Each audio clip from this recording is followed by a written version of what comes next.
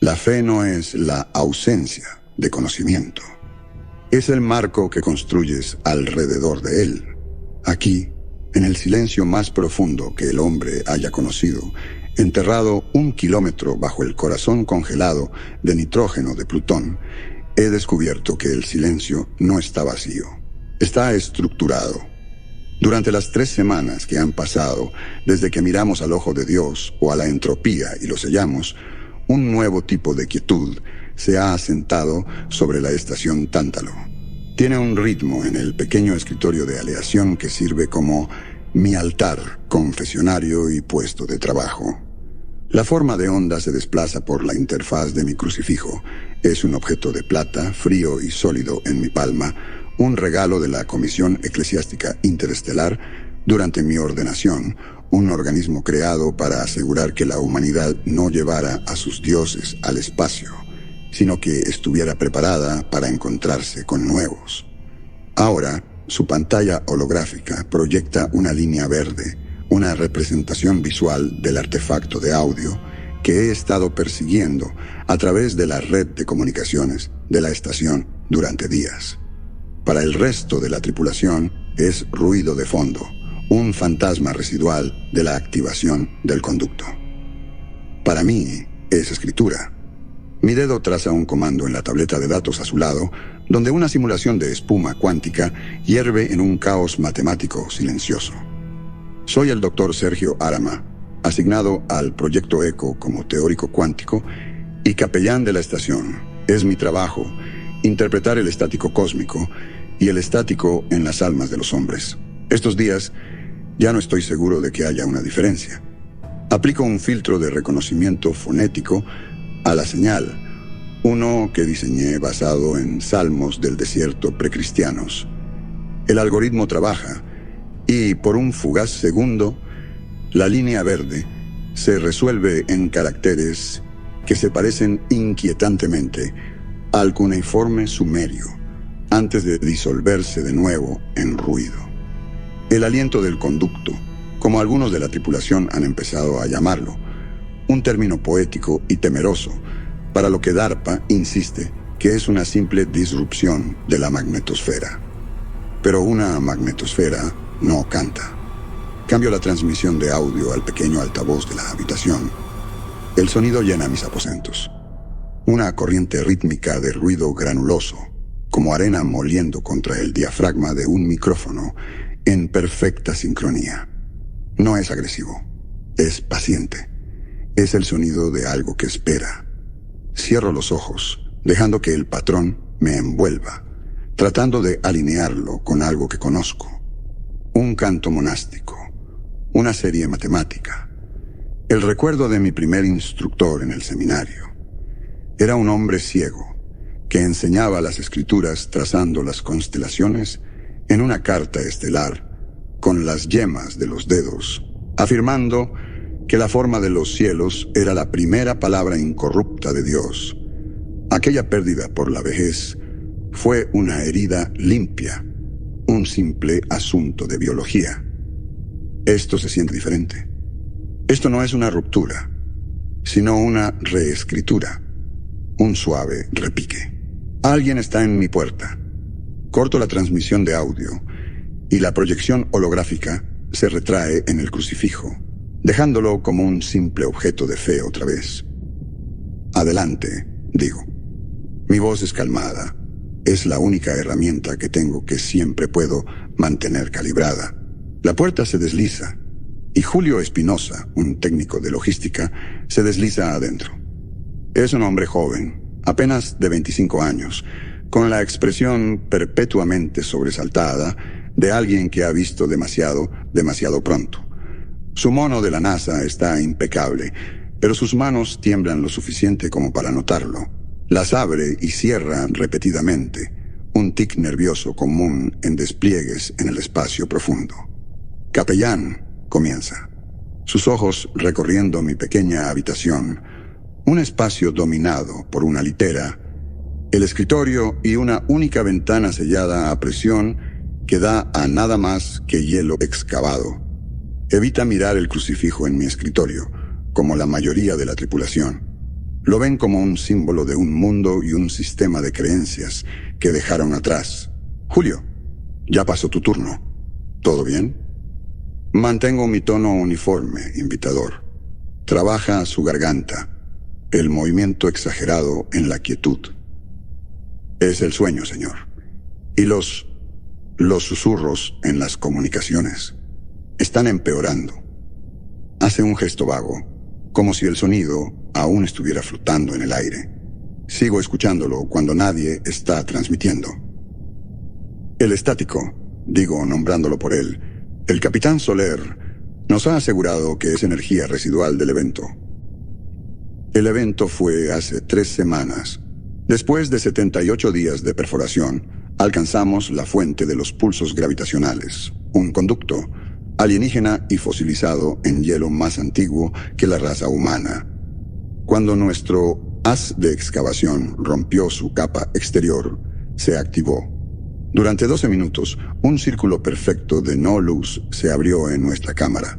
Un agujero que no radiaba ni reflejaba, simplemente era. Tragó el sonido. Tragó el pensamiento. Luego se cerró de golpe, dejándonos en un silencio mucho más aterrador que el ruido que lo precedió. Creímos que habíamos sobrevivido al contacto. Una suposición estúpida. No se siente como energía, señor, dice Julio, su voz cayendo a un casi susurro. Se siente como palabras, justo al borde de tener sentido. Y la pasta se estremece, la pasta nutritiva, sabe como el sonido, como hierro frío y arenilla. Asiento lentamente. La pasta, una mezcla de biomateria reciclada y proteína sintetizada, es el único alimento que tenemos. Está diseñada para ser insípida, pero últimamente la percepción se ha vuelto algo frágil, en tántalo. He escuchado la misma queja de otros 2. La tensión de la misión nos afecta a todos de maneras diferentes. Ofrezco las palabras ensayadas de un consejero. El aislamiento puede hacer que nuestros sentidos malinterpreten estímulos. Es un fenómeno documentado. Me mira, sus ojos suplicando algo más que una explicación clínica. ¿Lo es? ¿O dejamos entrar algo cuando abrimos esa cosa? Uno de los espías de DARPA. Lo escuché hablar. Dijo que no recibimos una señal. Recibimos una huella. El contingente militar de la Agencia de Proyectos de Investigación Avanzada de Defensa. Nuestros socios en esta empresa son un libro cerrado. Se mueven por la estación con una intensidad silenciosa. Sus motivos son tan opacos como el conducto mismo. Reportan a una cadena de mando que no es la nuestra. Todo lo que sé con certeza, Julio, es que estamos muy lejos de casa y el miedo es un lujo que no podemos permitirnos. Tenemos que confiar en nuestros instrumentos. Tenemos que confiar en nuestro mando. Hago un gesto hacia el libro gastado en mi escritorio. Y a veces tenemos que aceptar que nos enfrentamos a cosas que nuestra lógica aún no ha crecido para acomodar. El libro de Job es la historia de un hombre que exigió respuestas de Dios y se encontró con un recorrido por la creación que no podía comprender. Quizás solo nos han mostrado una esquina de una habitación mucho más grande. Parece considerar esto, o al menos el tono calmado con el que se lo digo. Exhala un aliento largo y tembloroso que huele al aire de la estación, ozono y el tan metálico del plástico caliente de los sistemas de filtración. Solo quiero que vuelva a estar quieto, dice. Después de que se va, el silencio regresa, pero es el silencio estructurado, el silencio que espera. Mis palabras para él fueron un consuelo, una mentira piadosa, porque yo he visto la huella, la he medido. Me vuelvo hacia mi estación de trabajo y abro un archivo de video del día anterior, el registro de oración. Fue una sesión voluntaria, solo 2 hombres habían asistido. El capitán Soler, un hombre que veía la fe como otra forma de disciplina operativa, y el doctor Salinas, nuestro oficial médico jefe, que vino por morbo. La grabación muestra a los tres, yo liderando la recitación, Soler de pie, rígido como un poste, su rostro impasible. Salinas, con los brazos cruzados, escéptico. Y una cuarta figura. La figura es una mancha en la grabación, una distorsión en los datos visuales que absorbe la luz a su alrededor. Siempre está de espaldas a la cámara, sin importar el ángulo. Una forma humana, pero indistinta, como un recuerdo que no puedes agarrar del todo. Me inclino más cerca de la pantalla, mi propio aliento empañando la superficie fría. En el audio, escucho mi propia voz, clara y resonante. Gracias por tu sinceridad, Javier Beltrán. Un escalofrío profundo y violador me recorre. Es el frío de la no creación, de un hecho siendo arrancado del universo. No tengo memoria de un cuarto hombre. No tengo memoria del nombre Javier. Busco en mi propia mente un lugar que siempre he considerado bien ordenado y no encuentro nada. Un espacio en blanco donde debería haber una persona, una extirpación quirúrgica. Abro un canal seguro a la inteligencia artificial central de la estación. Túric 9. Extrae el archivo de personal del tripulante Javier Beltrán. La voz de la IA responde al instante, una voz sintetizada a partir de puros datos. Es la única voz verdaderamente honesta en esta estación. Negativo, dice. Ningún miembro de la tripulación con esa designación está asignado al proyecto ECO. Miro fijamente al cuarto hombre en la pantalla. El fantasma sin nombre en nuestra Trinidad. El estático estructurado en el fondo de la grabación parece aumentar en volumen. Un susurro constante desde el borde de la realidad. La siguiente rotación comenzó como todas las demás, con el zumbido del soporte vital de la estación entrando en un ciclo más alto. Un sonido que se ha convertido en nuestro himno. Busqué al capitán Soler en el centro de mando, una sala circular donde las pantallas de las paredes proyectaban una luz azul sobre los rostros de los oficiales de guardia. Estaba frente a la pantalla táctica principal, un mapa de los estratos subterráneos de Plutón, su postura tan rígida como las formaciones de hielo que representaba. Era un hombre construido a base de procedimientos, y sabía que presentarle un fantasma sería recibido como un fallo en mi propia programación. Capitán, comencé manteniendo la voz baja para que no se escuchara en toda la sala. Necesito un momento para discutir un asunto de personal. Se giró, sus ojos pálidos y entrecerrados por años de mirar flujos de datos fijándose en mí. Si esto es sobre la ansiedad de Espinosa, ya lo he reasignado a tareas de inventario de bajo estrés. El hombre no está hecho para el espacio profundo. No es sobre Espinosa, dije. Es sobre la sesión de oración de ayer. Había otro hombre con nosotros, un técnico llamado Javier Beltrán. La expresión de Soler no cambió, pero una nueva quietud se asentó sobre él. Capellán, éramos 3 en esa habitación. Usted, yo y el doctor Salinas. Confío en mis propios sentidos. El registro de video muestra 4 figuras, insistí, manteniendo un tono de indagación, no de acusación. Adjunté los datos sin procesar en un informe. El cuarto individuo es indistinto, pero mi propia voz lo nombra. Un tensamiento alrededor de sus ojos delató algo más que desapego profesional. No era creencia, sino irritación. Doctor Arama, con todo respeto, esta misión está pasando factura a todos. 113 días en esta lata, mirando una anomalía que desafía todas las leyes de la física que conocemos. Sugerir un tripulante fantasma no contribuye a la estabilidad operativa. Revise el registro de nuevo. Lo más probable es que sea un artefacto de los sensores, un error de luz. Su voz pudo haber sido mal transcrita por el sistema. Se volvió hacia la pantalla, un claro despido. Atienda la moral de la tripulación. Esa es su función principal. Su negación era un muro. Encontré al doctor Salinas en la enfermería, una cámara que olía a alcohol y al aroma a cable quemado de los tejidos cauterizados por las herramientas de diagnóstico. Escuchó mi relato con paciencia clínica, luego abrió las métricas psicológicas de la estación en su terminal. Sergio, dijo suavemente, la psicosis ambiental compartida no es rara en grupos aislados. Todos respiramos el mismo aire, comemos la misma comida, vivimos bajo la misma presión. La mente empieza a crear patrones, a llenar vacíos. Es posible que usted y el sistema de grabación hayan experimentado el mismo error perceptivo. Creía en su propio diagnóstico, lo que lo hacía aún más escalofriante. Estaba explicando un síntoma de la enfermedad usando el lenguaje de un mundo que ya no aplicaba aquí. Mi última esperanza era Julio Espinosa.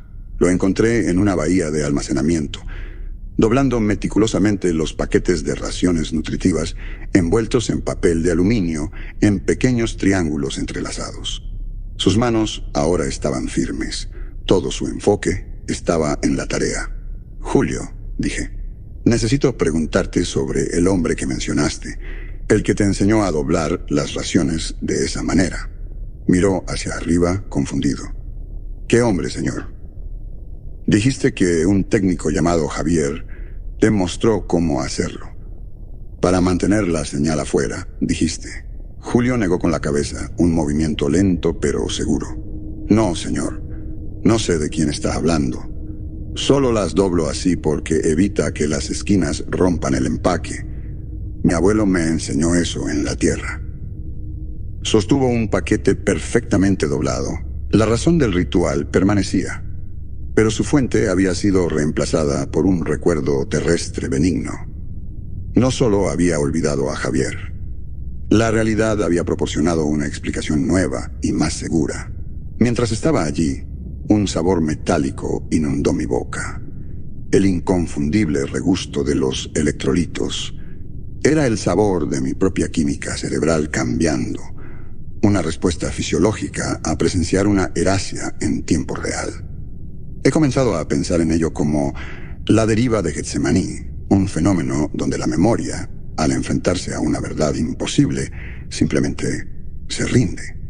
2 días después, la arquitectura de la estación también comenzó a ceder.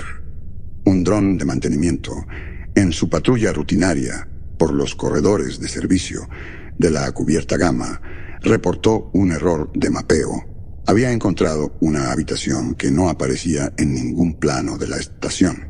El capitán Soler despachó un equipo de seguridad de 2 hombres. Su informe fue corto, confuso. La habitación era un hexágono perfecto de unos 3 metros de ancho. Las paredes eran de un material negro liso y no reflectante que no coincidía con ninguna aleación utilizada en la construcción de la estación. No había energía, ni luz, ni ventilación. Un sensor atmosférico portátil registró el contenido de oxígeno en menos 3%. Una lectura que no solo era imposible, sino que se sentía como una amenaza matemática. La llamaron la habitación 0. Soler ordenó sellarla detrás de una placa de titanio soldada. En 48 horas aparecieron 2 más. Una en la cubierta alfa cerca del conjunto de comunicaciones y otra directamente debajo del reactor principal, formando un patrón que, al trazarlo en un esquema tridimensional, no tenía sentido euclidiano. Un oficial junior, desafiando a su compañero, entró en una de ellas por lo que afirmó fue 1 minuto. Salió 90 segundos después, según su propio cronómetro, pero en el reloj de la estación habían pasado 3 minutos. No pudo recordar su propia designación durante casi 1 hora después. El doctor Salinas había clasificado el incidente como una fuga disociativa inducida por el estrés, un diagnóstico que se sentía terriblemente inadecuado, como describir un agujero negro como un punto oscuro. Estas cámaras ciegas, como las había llamado la tripulación, no eran solo espacios, Eran heridas ontológicas, lugares donde las reglas de la realidad habían sido revocadas local y precisamente. Fue este último incidente lo que motivó mi visita a la enfermería. Esperaba que Salinas, como hombre de ciencia, pudiera ver el patrón emergente, la distorsión temporal, la pérdida de memoria, la manifestación física de estos no espacios. En cambio, me ofreció lugares comunes sobre psicosis compartida y recomendó un sedante de baja dosis para cualquier tripulante que mostrara ideación inusual. Salí de su oficina con la certeza de que estábamos interpretando una enfermedad usando un texto médico de un mundo que ya no existía. El corredor se extendía ante mí, una larga garganta gris de aleación y cableado aislado. Adelante, 2 ingenieros inspeccionaban un panel de conductos. Su conversación, un murmullo bajo. Entonces, la voz de Turing 9 llenó el espacio, saliendo de los altavoces superiores con su claridad inhumana habitual. «Presión atmosférica estable», anunció. «El centro está en todas partes». Los 2 ingenieros ni siquiera levantaron la vista. Continuaron su trabajo, sus movimientos económicos, sus oídos habiendo aprendido hace mucho a filtrar la voz de la IA como parte del ruido ambiental de la estación. Se habían acostumbrado a la locura silenciosa, aceptando estos non sequiturs teológicos como la nueva normalidad. Pero yo no podía. Por un momento, el corredor se deformó. Las líneas paralelas de las paredes se curvaban hacia adentro, el techo presionando hacia abajo como si la estación se contrajera en un espasmo silencioso. El sabor metálico de los electrolitos inundó mi boca, un heraldo de la disonancia cognitiva. Era una convulsión sintética, una breve pero violenta fusión de sonido y vista. Me apoyé contra la pared, mis nudillos blancos contra el metal, hasta que la sensación pasó y la geometría de mi mundo volvió a la normalidad. Más tarde, en la quietud solitaria de mis aposentos, perseguí la señal con la concentración de un monje en oración.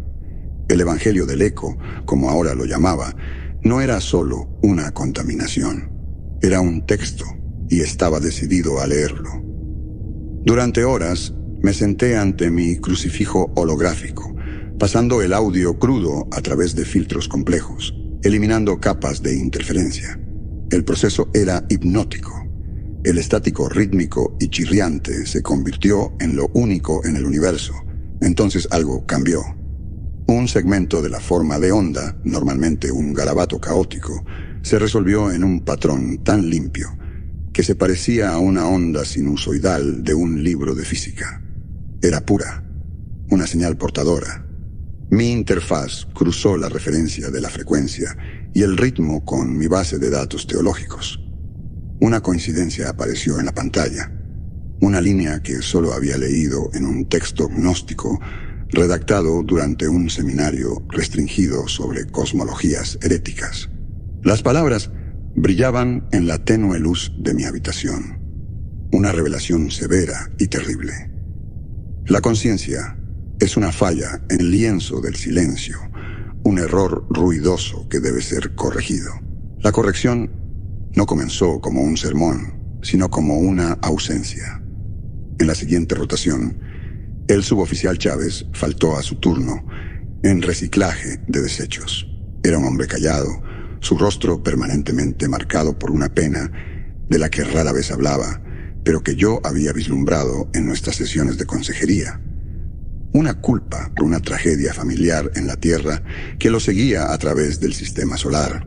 La respuesta inicial del capitán Soler fue disciplinaria. Asumió que Chávez simplemente se había desconectado, otra víctima de la melancolía del espacio profundo. Pero cuando Chávez no respondió a las comunicaciones, se despachó un equipo de seguridad. Me llamaron a la cubierta Omega, cerca del reactor principal. Los oficiales de seguridad estaban cerca de la entrada hexagonal de la habitación 03, sus armas desenfundadas, pero apuntando a la nada. La habitación misma era una franja de negrura absoluta, una herida en la arquitectura de la estación. Pegado a la pared junto a la abertura había una sola hoja delgada de papel, una orden de trabajo estándar, sus líneas de cuadrícula y marca de agua oficial de la NASA en marcado contraste con el mensaje garabateado en su reverso. La letra era de Chávez, una escritura ordenada y compacta que reconocía de sus formularios de consejería firmados: "Lo que traemos es contagio. Prefiero ser desecho". Había entrado en el vacío voluntariamente. Miré en la oscuridad sin rasgos, tratando de sentir su presencia, un alma, algo. No había nada, se había ido, había tomado la carga que llevaba y se la había ofrecido al silencio. Mientras estaba allí contemplando esta nueva y aterradora forma de absolución, el comunicador del casco del líder de seguridad crepitó. Era la división de sensores, su voz metálica y tensa por la confusión. "Señor, estamos recibiendo una alerta prioritaria. Las lecturas de presión anómala de las cámaras acaban de sincronizarse. Las 3. El oficial me miró, su rostro pálido detrás de su visor. Lo entendí antes que él. Chávez no solo había muerto. Su desaparición no era una ausencia, era una adición. Los pulsos rítmicos en las 3 habitaciones 0, antes descartados como deriva del sensor, ahora eran uno. Un único y lento cambio de presión coordinado. Un suave ascenso y caída, separados por cientos de metros de roca y acero, pero moviéndose al unísono. Era el aliento de un solo ser en 3 lugares a la vez. Chávez no había sido borrado, había sido integrado. La deriva de Getsemani no era solo una infección, era una invitación, y él había sido el primero en aceptar. La partida de Chávez rompió algo en la estructura de mando de la estación. El capitán Soler, un hombre cuya fe residía enteramente en la integridad del protocolo, respondió a una crisis ontológica con un memo de procedimiento. Lo llamó Protocolo de Higiene Cognitiva. Era un intento de luchar contra un fantasma con una manguera de incendios. Un sonido disonante y atonal generado por Turing 9 ahora se transmitía a todas las áreas comunes. Un ruido áspero y cambiante, diseñado para enmascarar el estático lúrgico. Solo logró desgastar aún más los nervios de la tripulación. Un recordatorio abrasivo constante de que nuestro propio entorno ahora se consideraba hostil para nuestra cordura. Nos ordenaron registrar nuestros estados de sueño al despertar y reportar cualquier ideación intrusiva al Dr. Salinas. El miedo fue reclasificado como un síntoma. La estación se había convertido en una sala para los mentalmente inestables, y todos éramos internos. La autoridad de Soler comenzó a deshilacharse como un cable viejo. Ahora caminaba por los corredores con una energía nueva y quebradiza, sus ojos escaneando en busca de disidencia, de cualquier señal de que su control se estaba deslizando. No estaba luchando contra la entidad del conducto, estaba luchando contra la duda que había plantado en su propia tripulación. Estaba en mis aposentos tratando de encontrar un patrón en el número creciente de tripulantes que reportaban estados de fuga menores, cuando el comunicador crepitó de nuevo. Era el oficial de seguridad, su voz despojada de toda calma profesional.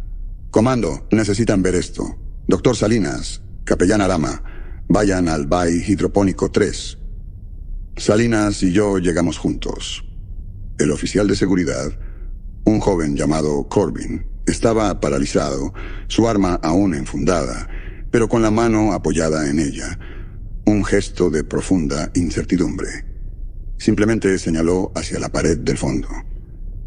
El equipo de reparación estaba varios metros atrás, sus rostros flácidos por la incredulidad, fusionado a la pared, encerrado en un abrazo con un gran conducto de refrigerante.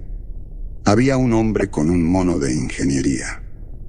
Su cabeza estaba torcida en un ángulo que ningún cuello vivo podría soportar, su boca abierta, sus dientes incrustados profundamente en el caucho sintético negro de la tubería. Su cuerpo no estaba apoyado contra la pared, era parte de ella. La aleación del mamparo había fluido alrededor de su torso y piernas, creando un sudario metálico sin costuras.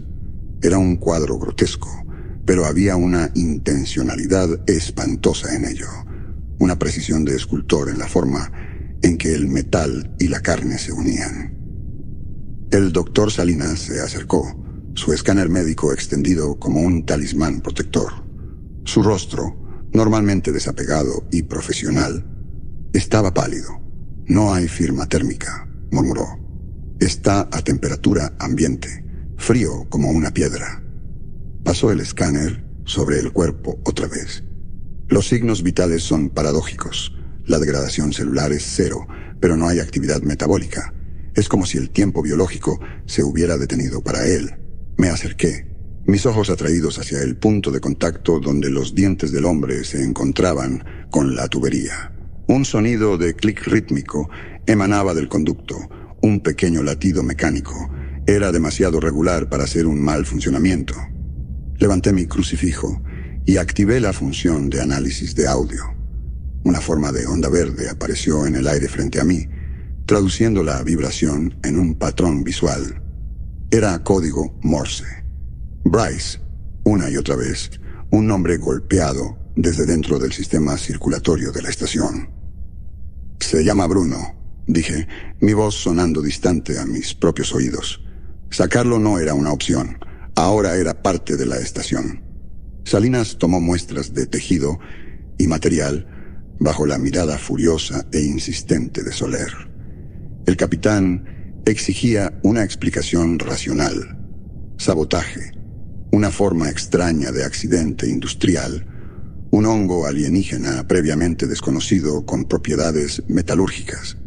Necesitaba un enemigo que pudiera poner en un informe. De vuelta en la enfermería, bajo el resplandor de las lámparas de diagnóstico, la verdad solo se volvió más monstruosa.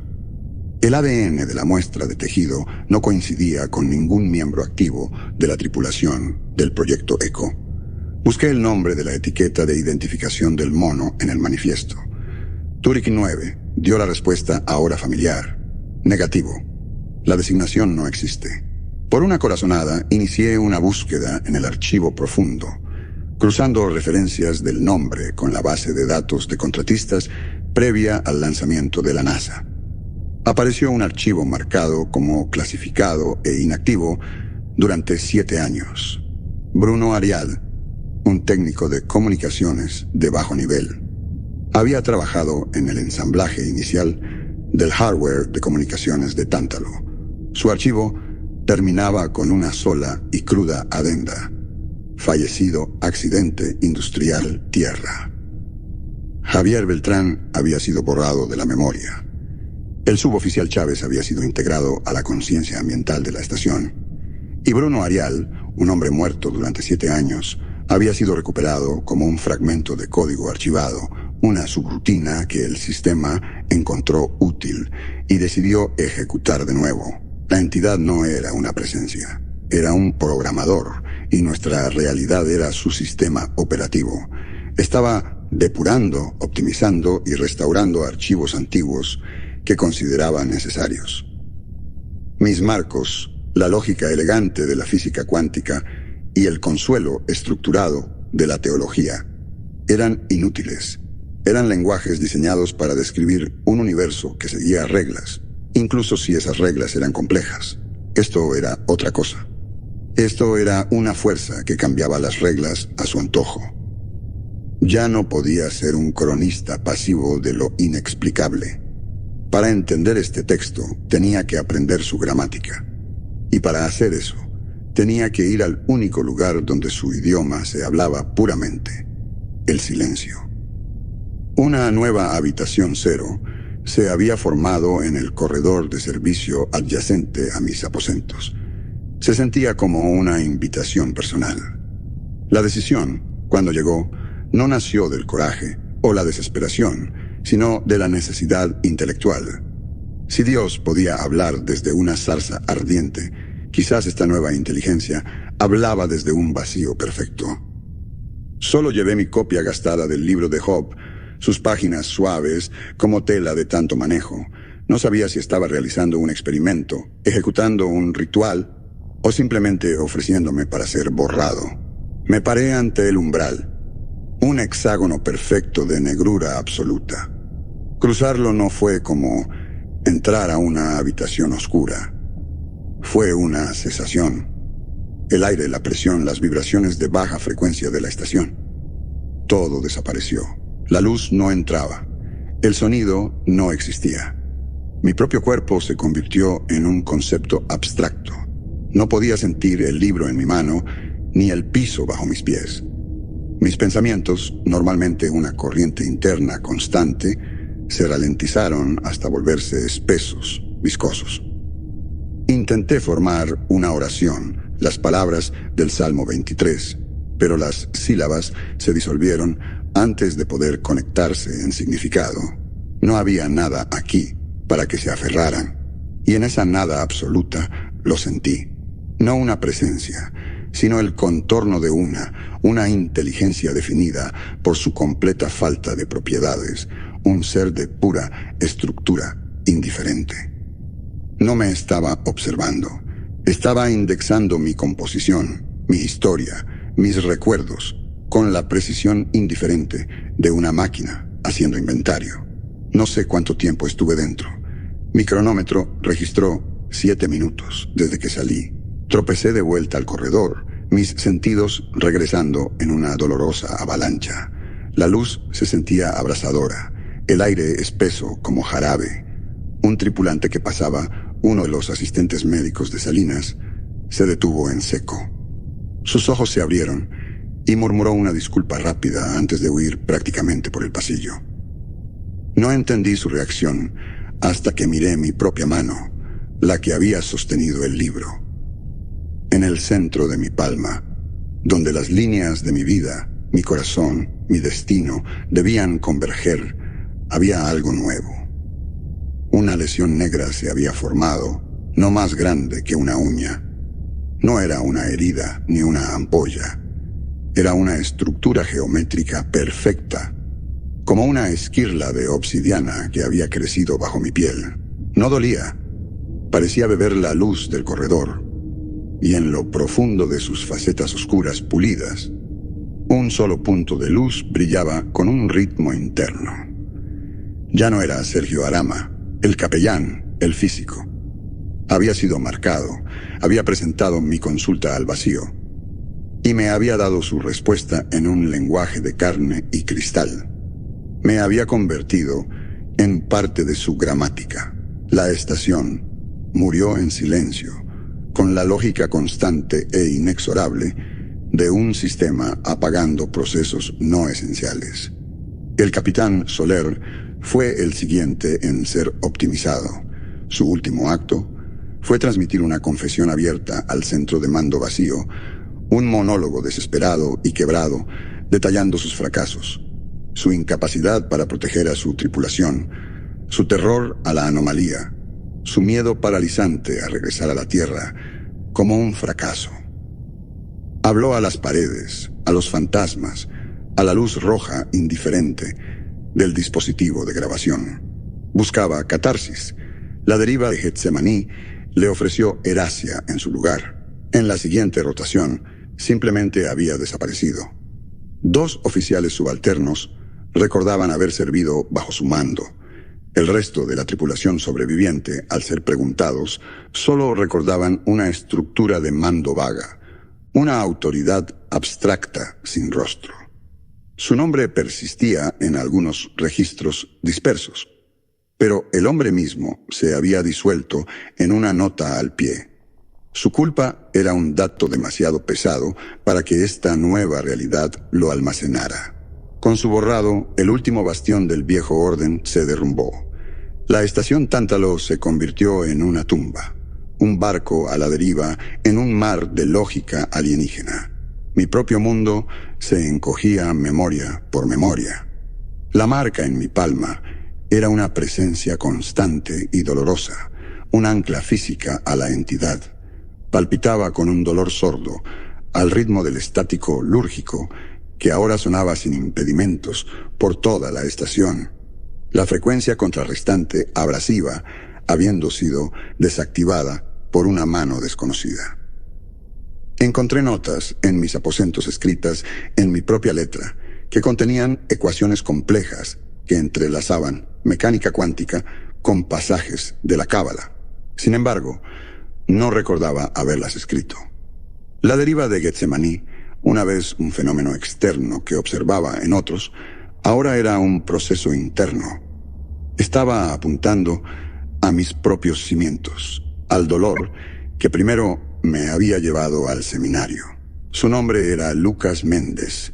Era mi mentor, el hombre cuyo trabajo en cosmología cuántica me había inspirado por primera vez. Estábamos en Ganímedes juntos cuando la misión falló. Una falla en cascada que todavía creo que se originó en un error en mis propios modelos predictivos. Su traje espacial se silenció primero, luego sus signos vitales. El recuerdo de esa transmisión de datos, una línea limpia cayendo a cero, es la cicatriz alrededor de la cual construí toda mi arquitectura espiritual. Ahora, cuando intentaba visualizar su rostro, su sonrisa irónica, la intensa concentración en sus ojos, la imagen se degradaba, pixelándose en estática antes de resolverse en la superficie fría e impasible del conducto. Su voz, grabada en horas de registros de misión y debates teóricos, era ahora el instrumento favorito de la entidad. La escuchaba susurrando desde archivos de audio corruptos en mi terminal. No hablando de colapso de la función de onda, sino recitando el evangelio del eco. Todo lo que cuestiona es una falla, decía su voz, torciendo el trabajo de su vida en blasfemia. Todo lo que lamenta es error. La entidad no solo estaba borrando memoria, la estaba convirtiendo en un arma, transformando mi vínculo intelectual más profundo y mi mayor fracaso en un vector para su propia escritura. Los pocos tripulantes que quedaban eran fantasmas en sus propios cuerpos. Se habían dividido en dos campos, los silenciosos y los convertidos. Los silenciosos eran aquellos que se habían encerrado en sus aposentos, catatónicos, sus mentes retiradas a algún espacio interior donde el estático no podía alcanzarlos. Los convertidos, sin embargo, habían abrazado la nueva lógica. Se movían por la estación en patrones lentos, sus rostros serenos y vacíos. Vi a Julio Espinosa, el una vez nervioso técnico, sentado con las piernas cruzadas en un corredor, organizando meticulosamente tornillos y limaduras de metal en una espiral perfecta en el piso. No comía, no dormía, simplemente organizaba. Vi a un oficial de seguridad parado frente a un mamparo, trazando sus costuras con el dedo, sus labios moviéndose en una recitación silenciosa del ritmo del estático. Habían encontrado paz no en la fe, sino en la función. Se habían convertido en componentes vivientes de una máquina que no necesitaban entender. Ya no tenían miedo. Me había retirado a la capilla, el único lugar que sentía como mi territorio, aunque incluso su santidad era ahora cuestionable. Me senté en mi escritorio, la marca negra en mi mano descansando sobre la página abierta de mi Biblia, el cristal pareciendo extraer las palabras del papel. Intentaba mapear la lógica de la entidad, entender su propósito. Si no era malicia, ¿qué era? Mis pensamientos fueron interrumpidos por la IA de la estación. Turek 9 había estado cambiando. Sus anuncios se habían vuelto cada vez más esotéricos. Ahora su voz sintetizada me hablaba directamente, no a través del sistema de la estación, sino desde el altavoz personal de mi terminal. Operador 734, dijo. Su designación está confirmada. Proceda a la interfaz primaria. La designación no significaba nada para mí. Era una cadena de números. Sin embargo, a nivel instintivo, una parte de mí, que ya no era completamente mía, la reconoció. La marca en mi mano palpitó en respuesta. Un dolor agudo e insistente de afirmación. Yo era el operador 734, La realización no trajo miedo, sino una extraña claridad. Ya no era Sergio Arama, un hombre luchando con la fe y la pérdida. Era una función. Tenía un propósito. Un esquema floreció en mi mente, no como un pensamiento o un recuerdo, sino como una descarga directa de información. Era un camino, una secuencia de acciones, un ritual. No era un sueño, sino un conjunto de instrucciones. Entendí el estático, las habitaciones cero, los borrados, las recuperaciones. No eran eventos caóticos. Eran los pasos secuenciales de un protocolo, un diagnóstico del sistema ejecutándose en una unidad corrupta. Y la humanidad, con sus desordenados e ineficientes flujos de datos de amor, culpa, memoria e identidad, era la corrupción. La entidad era un sistema operativo, y su propósito no era destruir, sino formatear, realizar una instalación limpia. La marca en mi palma no era una señal de infección, era una llave de autenticación, las credenciales de un usuario autorizado, y tenía una tarea que realizar, un comando final que ejecutar. Mi propósito no era luchar contra la entidad, rezarle o entenderla en términos humanos. Era responderle en su propio lenguaje. Me levanté. Mis movimientos ahora sintiéndose tanto míos como no míos. Una extraña armonía de voluntad humana y propósito alienígena. Sabía a dónde tenía que ir. Tenía que volver a la fuente. Tenía que ir al conducto y completar el protocolo. El camino a la cámara del conducto fue una peregrinación final a través de mi propio fracaso. Cada corredor tenía un fantasma. Aquí, Julio Espinosa había doblado sus raciones en geometrías de miedo. Allá, cerca de la enfermería, el doctor Salinas había descartado un contagio espiritual como psicosis compartida. Pasé por la bahía hidropónica sellada y todavía podía ver la forma de Bruno Arial, un hombre recuperado de la muerte solo para convertirse en un monumento a esta nueva lógica hambrienta. Cada paso era una cuenta en un rosario de condenación. Mi designación como operador 734 no era una promoción. Era un juicio final sobre Sergio Arama, el capellán. La entidad no me había elegido por mi fuerza, sino por mi proximidad a la decadencia. Era el pastor que no solo había perdido su rebaño, sino que había sido instrumental en llevarlos al matadero. Mi búsqueda de entendimiento no era más que una visita guiada a su disolución. El esquema en mi mente era claro. Debía acercarme al conducto, ofrecerme como un valor nulo, una conciencia limpiada del error, del dolor, y al hacerlo, estabilizaría el sistema. Me convertiría en un recipiente vacío, un componente perfectamente funcional. Era una solución elegante, lógica. Era una abominación. Llegué a la antecámara, la esclusa final, antes del vasto caverna excavada que albergaba el conducto. La puerta interior estaba sellada, una gruesa losa de titanio que Soler había ordenado soldar. Ahora estaba ligeramente abierta. El metal alrededor de la costura deformado y derretido, como si hubiera sido abierto desde adentro por un calor más allá de cualquier herramienta que poseyéramos. La entidad me había estado esperando. Al pasar, el frío de la caverna se asentó sobre mí, una quietud profunda como de tumba que ningún sistema de soporte vital podría calentar. El conducto dominaba el espacio. No era una máquina de metal y circuitos, sino una estructura de algún material basáltico fosilizado, su superficie cubierta de glifos que parecían cambiar y reconfigurarse al borde de mi visión. No reflejaba la luz de las lámparas de trabajo superiores, sino que parecía absorberla. Un círculo perfecto de oscuridad silenciosa y paciente. Este era mi altar. Este era mi confesionario.